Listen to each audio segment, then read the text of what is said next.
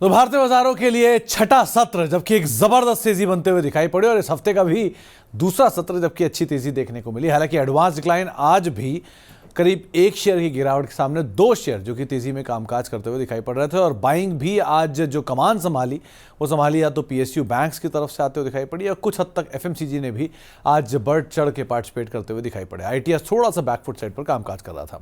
तो पहले तो निफ्टी के करीब 1/4% के आसपास की बढ़त देखने को मिली। सेंसेक्स में निफ्टी भी करीब फ्लैट टू पॉजिटिव रहा। मिड कैप इंडेक्स जो कि 3/4% के आसपास की बढ़त यहां पर आते हुए दिखाई पड़ी। स्मॉल कैप इंडेक्स करीब 1% की बढ़त में रहे। आईटी इंडेक्स में 0.5% के आसपास का ड्रॉप रहा और निफ्टी बैंक करीब 0.5% के आसपास की बढ़त यहां पर भी आते हुए दिखाई पड़ी। इसके अलावा अब निफ्टी के टॉप गेनर्स की बात किया तो सबसे ज्यादा बढ़ने वाले शेयरों में नाम रहा आईटीसी का 2.5% का उछाल, एचयूएल 2.5% ऊपर, एचडीएफसी बैंक 0.25% ऊपर, जियो फाइनेंशियल करीब 0.2% के आसपास की बढ़त यहां पर बनते हुए दिखाई पड़ी। निफ्टी के गिरने वाले शेयरों की अगर बात की जाए तो इंडसइंड बैंक करीब 0.5% नीचे रहा, पावर ग्रिड करीब 2.25% नीचे रहा, हीरो मोटोकॉर्प 2% नीचे रहा और इन्फोसिस करीब 2% के आसपास का ड्रॉप यहां पर भी आता हुआ दिखाई पड़ा। इसके अलावा मिड कैप के बढ़ने वाले शेयरों में वारी एनर्जी नंबर से पहले 8.5% ऊपर, मोतीलाल ओसवाल 6.5% ऊपर, डिक्सन टेक 5.5% ऊपर और मैक्स हेल्थ केयर करीब 5.5% तेजी यहां पर भी आते हुए दिखाई पड़ी।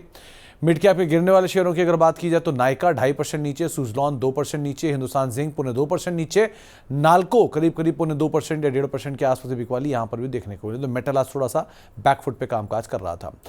स्मॉल कैप साइड पे जहां खरीदारी तो उसमें डेटा पैटर्न 8% ऊपर, केफिनटेक 7% ऊपर, ट्राइडेंट 6-7% ऊपर, आईएफएल 5.5% की तेजी यहां पर भी आते हुए दिखाई पड़ी। स्मॉल कैप के गिरने वाले शेयरों की बात की जाए तो आरके फोर्जिंग लगातार दूसरा दिन प्रॉफिट टेकिंग का 0.4% नीचे, साइंट 2.5% नीचे, एनसीसी 2.5% नीचे, रेडिंगटन करीब 2.5% के आसपास की गिरावट यहां पर भी आते हुए दिखाई पड़ी। एफ&ओ में बाजी मार के गए आईआईएफएल 5.5% की तेजी, डिक्सन टेक 5.5% ऊपर, मैक्स हेल्थ केयर 5.5% ऊपर और फिनिक्स लिमिटेड करीब 5% के आसपास की तेजी यहां पर भी आते हुए दिखाई पड़ी। एफ&ओ के गिरने वाले शेयरों की अगर बात की जाए तो चोलामंडलम फाइनेंस 0.6% नीचे, इंडसइंड बैंक 0.5% नीचे, साइंट 3% नीचे और एनसीसी करीब 2.5% के आसपास की बिकवाली यहां पर भी आते हुए दिखाई पड़ी। तो ये कुछ नाम जहां पर प्रेशर आज एफ&ओ की साइड पर आता हुआ दिखाई पड़ा। खबरों के दम पर आज डिक्सन टेक क्योंकि घरेलू बाजारों में चाइना का जो इम्पैक्ट है वो आता हुआ दिखाई पड़ेगा। इस खबर के बीच में 5.5% ऊपर, वारी एनर्जी नंबर्स के बीच में 8.5% ऊपर, ब्रिगेड के सेल्स के अपडेट आए थे 3.5% के और करार भी किया इन्होंने एक जमीन को लेकर। महिंद्रा लॉजिस्टिक लॉस कम हुआ है, 2.5% की तेजी यहां पर आते हुए दिखाई पड़ी। साल के नए ऊपरी स्तरों पर पहुंचा आज किम्स 3.5% की तेजी, आवास फाइनेंशियल 2.5% ऊपर, जेके सीमेंट 2% ऊपर, एचडीएफसी बैंक इनफैक्ट ये अपने ऑल टाइम हाई पर पहुंचा, 15 लाख करोड़ की मार्केट कैप हिट करी और ये देश की तीसरी कंपनी है जिसने इस तरह के एक बड़े नंबर्स को पोस्ट किया है। इसके अलावा कोटक महिंद्रा बैंक 1% ऊपर, इंडिगो 1% ऊपर, लॉरस लैब 2% ऊपर और भारतीय हेक्सा करीब 1/4% की बढ़त यहां पर भी आते हुए दिखाई पड़ी। इसके अलावा अब ये तो रही आज की बात, अब कल नंबर्स आएंगे कौन कौन से। कल नंबर्स आएंगे 361 के, कल नंबर्स आएंगे बजाज हाउसिंग फाइनेंस के, कैनफिन होम के, डालमिया भारत के, डेन नेटवर्क के।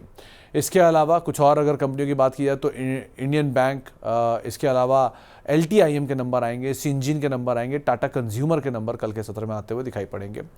इसके अलावा कुछ और अगर नंबर्स की बात की तो थायरो केयर के, टिप्स म्यूजिक के, टीटीएमएल के, इनके नंबर्स कल आते हुए दिखाई पड़ेंगे। तो इनके ऊपर आपको अदरवाइज नज़र बनाकर रखनी होगी। इसके अलावा अगर निफ्टी को और निफ्टी बैंक को लेकर रणनीति की बात की जाए तो जानकार मान रहे हैं कि आप खरीदारी तो करेंगे लेकिन अब 24,100 के इर्द गिर्द आने पर तब आपका स्टॉप लॉस रहेगा 24,000 और तब आपके टारगेट रहेंगे 24,380 जिसके लिए आप खरीदारी करेंगे। निफ्टी बैंक के केस में भी आउटराइटली खरीदारी की राय नहीं है, 55,300 के इर्द गिर्द आप खरीदारी करेंगे, 55,000 तब आपका स्टॉप लॉस रहेगा और 55,900 के टारगेट्स के लिए तब आप खरीदारी करेंगे। तो निफ्टी और बैंक निफ्टी में बाइंग तो है लेकिन कंडीशनल बाइंग है, आउटराइटली बाइंग नहीं है और जो कंडीशनल बाइंग होगी उसमें आपका स्टॉप लॉस 55,000 या 24,000 का आप मेंटेन करेंगे। अर्निंग्स की आप पूरी तरह से बाजार अर्निंग्स के ऊपर डिपेंड करता है, खासतौर से हैवेल्स, एचसीएल टेक, टाटा कम्युनिकेशन, इनकी अर्निंग्स बाजार बंद होने के बाद आई है तो इनका रिएक्शन भी आपको कल के सत्र में आता हुआ दिखाई पड़ेगा। तो इन सब पर आप नजर रखिएगा।